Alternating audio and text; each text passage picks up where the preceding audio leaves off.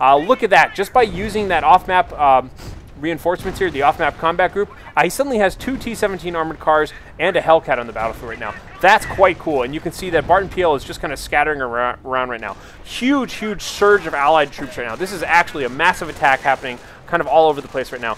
The riflemen are able to now just push in as far as they want, and you can see BartonPL is just kind of crumbling. His defenses are kind of in pieces right now.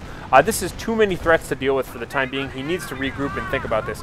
You can see how weak these armored cars are, though. They've taken a lot of damage right now. They're actually sort of tanking. There's that stun ability once again, the phosphorus shot being used by these T-17 armored cars. And right now, unfortunately, this Panzer is really stuck as a result of that. And you can see that this Hellcat is just taking damage. Hellcat, however, though, not the strongest vehicle ever either, but they were able to completely take down that Panzer. Unfortunately, the Panzer probably could have just picked off some of these armored cars if he had wanted to. It looks like the Allies are still just kind of pushing strong here. We can see, I didn't actually see when that anti-tank gun moved all the way up here, but unfortunately he got jacked by a whole bunch of allies, and now this stuff is property of the United States government. These guys are going to carry that thing home, have a good old time with that, and turn that against their Axis oppressors. However, look at this armored combat group just wrecking away, just going to destroy the building, do a lot of damage, even though they're pretty weak. And here comes that howitzer once again as well, just in time for the Grenadiers to get out. Oh god, Grenadiers, got to be careful. A lot of troops around here. A stray artillery shell could do serious damage. Here are the...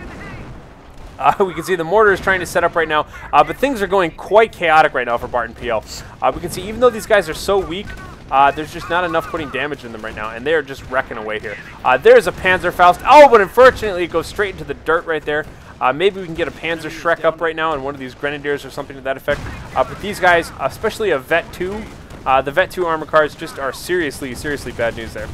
So they're keeping their distance, trying to stay away from the infantry because they don't want to mess with that right now. By the way, the score is currently 295 versus 295. It is dead even.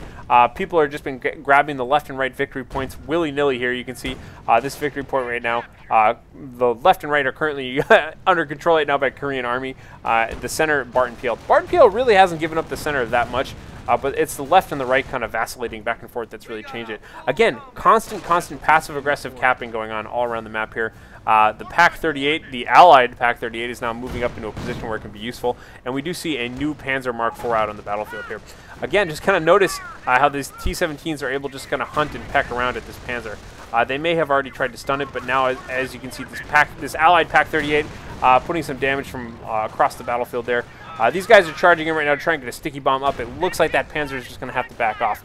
But now things are getting crazy. This is the part of the game where I really respect how well these players can keep microing. All of the things that have been constant throughout this game are suddenly changing right now in terms of who owns what's defended, what isn't defended, and this is where these kind of players really just need to thrive in terms of being able to think on their feet. Suddenly be like, oh, I want to have a machine gun here. I want to grab an anti-tank gun. I want to push on different sides of the map simultaneously. Very difficult for a lot of players to deal with this kind of situation right now. As you can see, it looks like the engineers are repairing here. We have howitzer shots going somewhere around here. It looks like they were taking out that fuel point there. I'm not sure whatever happened to the to that single Goliath that was creeping around over there before, but oh well, there's just far too much action going on all over the place right now. So anti-tank gun, M18 Hellcat, looking pretty good, but BartonPL honestly is still in charge of this game. He does have control over this left victory point and the center until some allies get over here. More towards the right-hand side, you can see that the Grenadiers right now moving out, doing some damage. We have more Rangers being called in right now as well, so the Rangers are looking pretty good there. And getting the Thompson submachine guns right away. I'm going to go ahead and swap back to BartonPL's point of view, though. He hasn't spent any more points yet. That's interesting. It is currently he currently has 5 points to spend right now. He's doing a pretty good job at keeping control over his Panzers. You can see he does have double Panzers out right now. And they're a Vet 1.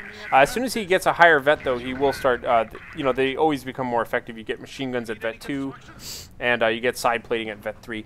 We can see now this T-17 armor car being used just to attack the sides. And no, this poor little Vet 3 guy, oh, be careful. He's got to be careful there, and it looks like he is actually going to be careful because he does get out of there. Now it's Panzer versus T-17. The Panzer will definitely win this, but the T-17 can at least be annoying about it. But it looks like instead they're going to focus this mortar team right here. That's very unfortunate. He takes off the mortar team, and now it's going to be T-17 versus Panzer, and you can see the Panzer is stunned by the phosphorus shells once again, and these guys are just phenomenal at dealing with Axis armor as a result of that. They can just kind of stun it and run away and then continue picking off troops and doing whatever they want, leaving time for the M18 Hellcat to come in. Although this Hellcat is so low on hit points, what are you doing? Oh my god, he's at a sliver of hit points right now. He'll do some damage, but if he gets just one more lucky shot and bam, down goes the M18 Hellcat right there. And we can see these two little T-17s are just kind of getting cozy with one another behind the hedgerow there. It looks like Korean Army has pretty dominating control of the map right now. He's finally starting to recapture the central position. I do hear those Thompson submachine guns. Where are those guys? Yeah, here they are over on the right-hand side, putting a lot of pressure on the Grenadiers right now. And just in general, providing lots of good cover. You got lots of synergy here between the T-17s and the Rangers, although the Rangers are starting to take heavy losses here. Got to be careful, though. So low. And oh, no, a lucky Panzerschreck takes care of that little T-17. This Vet 2 T-17, though, has got 12 kills. He's looking pretty awesome indeed. And as you can see here, this oh, he almost had the cap point, but he realized he only had one gentleman left in that squad. Maybe he's going to cap the second squad here. But he almost had that really important strategic point captured there. As you can see, howitzer shots now starting to rain down into his own base here. So BartonPL really coming under a lot of pressure. You can see his mortars have retreated all the way into the safety of his house, which apparently is not even that safe anymore. He does have a couple of Panzers out in the field right now. He hasn't really deployed them recently other than to take out that M18 Hellcat and now wreck the wreck what was left over from it, taking a shot at that. Probably shooting at some of these guys around here.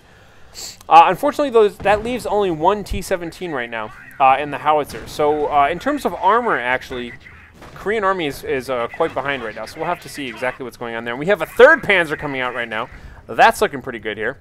No sign of any more researching going on, however, in terms of the Kampfkraft Center. But hopefully BartonPL will be able to use his armor advantage here to be able to press back up. I'm going to keep an eye, actually, on Korean Army. He has kind of more abilities right now for the time being that I'm curious if they're being used or not. We do have some sticky bombs, of course, sticking up these Panzers. That's always super annoying. However, he did have, or at least he used to have, a plethora of all of these Pioneers, so they can definitely just repair away when he needs to. The first Panzer here, rather, pushing forward and bam, taking out that T-17 armored car. That's certainly not good. However, we do have a howitzer. Where's the howitzer being called? Where's the howitzer? Enemy unit. Artillery shot. Oh, okay, there we go. Artillery shot being used to just defend this position here, and it looks like he was able to wreck Volksgrenadier squad, some portion of a Volksgrenadier squad that was up there. Now we have Rangers pushing in on top of this Panzer Mark IV, looking quite brutal indeed here. Oh, look at that, just barely missing with some of those bazooka rounds there. So that's not going to happen over there, but he's going to have to back out of there. Careful, Rangers. Rangers are getting out of there. And now we can see that the triple Panzer threat on the battlefield is very real. He needs to get lucky and use that off-map combat group. Once again, you can see he's at 700 supply for the time being, so he should be able to use that. But the howitzer shots are coming down. Howitzer, not going to be too effective. It's too slow and too random against these tanks. And it looks like BartonPL is just going to go for it, actually. He knows he's got the Blitzkrieg at his back and just wants to charge on in and use these tanks while the using is good. You can see right now, capping all over the map right now, by the way. Look at how many positions he's capping at the same time. So pretty much he's just pretty much distracting away with these Panzers. As you can see, he's capping the middle. He's threatening a 3-cap right now out of nowhere. And there we have that off-map combat group. It does provide with a Hellcat and an anti-tank gun, so really it gave him all he needed. However, that Hellcat just took a ton of damage on that first volley. We've got these triple Panzer Mark IVs. And just got to be a little bit careful here. A little bit of a harassing flamethrower action going on by the Pioneers as well. And this anti-tank gun is in a good position here. Let's take a look and see if he's going to go and get some repairs up on that Hellcat there. Yes, he is. And yeah, looking more towards the center, we can see, there we have it. You can see these MG42 machine gunners. They come with Vet 2 on the Panzer Mark IVs. They suddenly make them a lot more effective versus infantry. So that's definitely something that he should be glad to have there. Anti-tank gun continuing to move around, but oh, a lucky shot from the Panzer. Oh no, he just completely took out that anti-tank gun. This could look really, really dangerous right now for Korean Army. Korean Army is kind of left without anything. He's got a single Hellcat, and that certainly can't take care of him. Three Vet 2 Panzer Mark IVs out there. These Panzers here are just wrecking away, and you can see how quickly the dynamic of this battle has changed. It looked like BartonPL was just smart enough to hang back with his Panzers, not lose them, and wait until he had critical mass, and just attack with them. He did a good called shot there, and there simply was not enough anti-tank stuff out there. You can see he's passive-aggressively creeping up on the left-hand side of the map here. That's looking pretty good. And the Panzers are just pressing in the front of the base. You can see even the Howitzer is having trouble actually being that effective against them, despite all of the Howitzer shots landing all over the place. Still not taking much damage yet. Triple cap going on right now. Korean Army is actually being threatened with a base destruction at this point. This is looking really bad in general. Oh god, these riflemen here really exposed out front. Gonna have to retreat there at single digits here. Dudes, get out of there, and there we have it. So we have a you win, GG, nice game, and I'm a noob. Well, I agree with 2 out of 3 of those. I do not think Korean Army is a noob in any way, but congratulations to BartonPL. Those are the kind of games I love. Not only did it have a very interesting dynamic in terms of defensive versus offensive throughout the beginning and middle game, but in the late game when it all crumbled, both players just kind of had to rely on their skills to micromanage and macromanage and all that sort of thing. So fantastic job there. Once again, ladies and gentlemen, I'm Harlequin. I hope you enjoyed this cast. If so, feel free to stop by my discussion board on the Company of Heroes side of GameReplays.org, or subscribe to me, or whatever, because I'm always out there. Anyhow, you guys rock. I will talk to you next time.